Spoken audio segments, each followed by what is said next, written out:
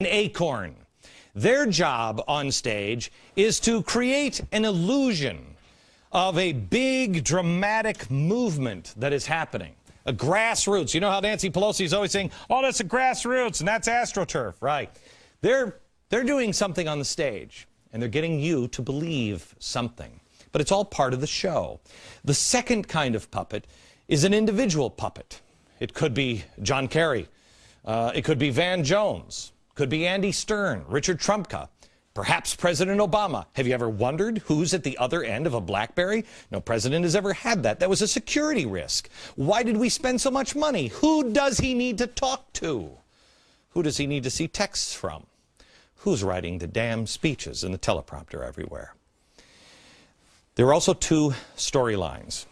If you would come to a show, there's always two storylines, and you'll see it in different movies about stages and stage performers. Even Moulin Rouge is just a favorite movie of my family. Two stories. There is what's happening on stage, and then there's the one behind the stage. You don't ever see what's happening behind. But the story that they're telling on stage and they're acting out, you know.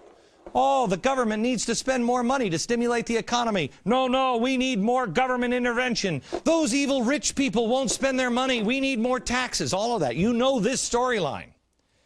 But how much of it is real? How much of it is orchestrated? Well, there's only one way to find out that answer. And that is you have to look behind the curtain. On this program over the years, we have shown you the people who are taking our country apart piece by piece, and we've shown it to you in their own words. Well, we didn't expect to find many of the things that they've said, because many times they've said these things and they thought they were behind the curtain. They didn't expect you to see these words from even the President of the United States. I happen to be a proponent of a single-payer universal health care plan. A single-payer healthcare plan, universal healthcare plan. That's what I'd like to see. He's at AFL-CIO. That wasn't part of the storyline. It wasn't supposed to be revealed. That was behind the curtain. He was talking to the AFL-CIO. Behind the scenes. Over the next couple of nights, we'll do our best to give you a complete tour of the show. The puppets, the money strings, the storylines, behind the stage, everything. Not just the parts they want you to see. And again, I don't want you to take my word for it. I want you to read all of this yourself. All of the links and information and additional reading material will be available at glennbeck.com. Also in my free email newsletter, you can sign up for it there. Also, we have put it on theblaze.com. There are news stories about George Soros today, and also amazing stories about violence from MSNBC. We have a commentator last night saying that we wonder if there should be a revolution. Of course, he's saying now, of course, the answer is yes, and maybe even a violent revolution. It's amazing what you are missing when you don't know what you're looking for. This isn't a conspiracy. That was on MSNBC. It's all out in the open. I believe you take a man at his word, and George Soros has publicly dedicated his life to this. He has even said he's willing to die for what he believes in. Here he is. In the things that I am engaged in, I'm actually willing to put my life at risk, and I think it makes me feel much more complete. Well, you complete me, George. I'm willing to put my life at stake, and so are many people in America. It's what you believe in. But what is it that he believes in? He has tens of billions of dollars all flowing in, pulling strings. His tentacles are everywhere. What is he going through all of this trouble for to achieve? Well, globalization. George Soros believes, quote, the main obstacle of a stable and just world order is the United States. Let that sink in for a minute. The main obstacle to a stable and just world order is the United States. We'll pick it up next there.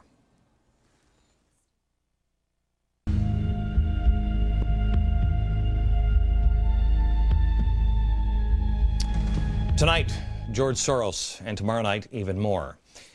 Please DVR this series of shows. There's a lot of meat here that I need you to do your own homework on and learn the truth yourself.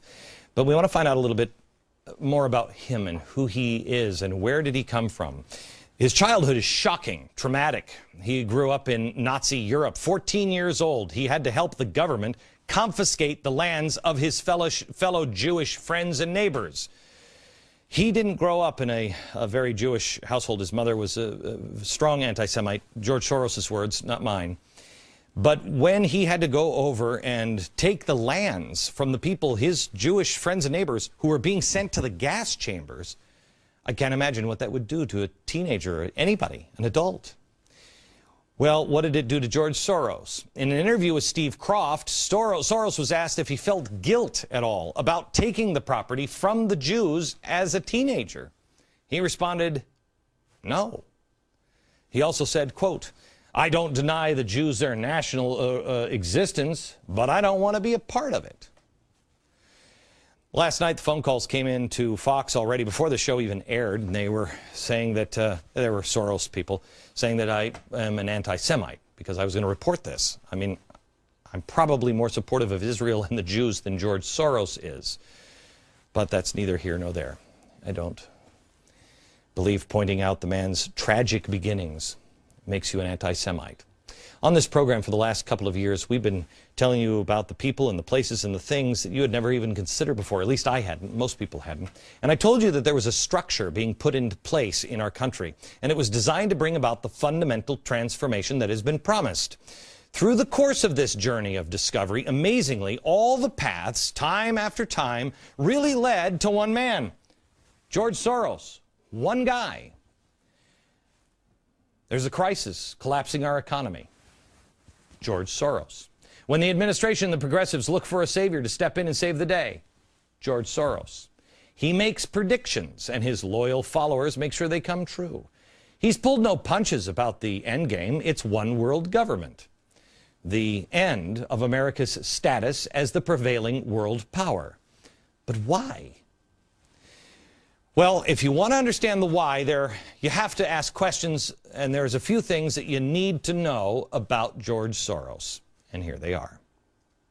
People generally play with a certain set of rules. I am particularly interested in changes in the rules of the game. 80 years ago, George Soros was born. Little did the world know then, economies would collapse. Currencies would become worthless. Elections would be stolen. Regimes would fall. And one billionaire would find himself coincidentally at the center of it all. He was born in Budapest, Hungary on August 12, 1930, as George Schwartz, the son of Orthodox Jews. Today, Soros is an atheist who doesn't embrace his Jewish identity and rarely supports Jewish causes or Israel. I've not been very engaged in Israel. Why not? I think there are enough Jews to take care of Israel. In 1947, the Soros family relocated from Hungary to England, where George attended the Fabian Socialist London School of Economics. He moved to New York in 1956, became a U.S. citizen in '61, and at the age of 39, he started what would become the Quantum Fund, which he would use to attack currencies all across the globe. He later would be blamed for the financial collapses in Thailand, Malaysia, Indonesia, Japan, and Russia. And who could forget that he was the man who broke the Bank of England in 1992, shorting the British sterling by betting heavily that the currency would collapse, despite government assurances to the contrary. Today has been an extremely difficult and turbulent day. Massive speculative flows continue to disrupt the functioning of the exchange rate mechanism. The money that I made on this particular transaction, the estimate is about $1 billion. Along with currencies, Soros also collapses regimes. With his Open Society Fund, which was founded in 1979, Soros has helped fund the Velvet Revolution in the Czech Republic, the Orange Revolution in the Ukraine, the Rose Revolution in Georgia. He also helped engineer coups in Slovakia, Croatia, and Yugoslavia. So what is his target now? Us. America. He said it himself on many occasions. He said, what I have done in other countries in terms of overturning bad governments, I'm going to do in this country. Our country needs us.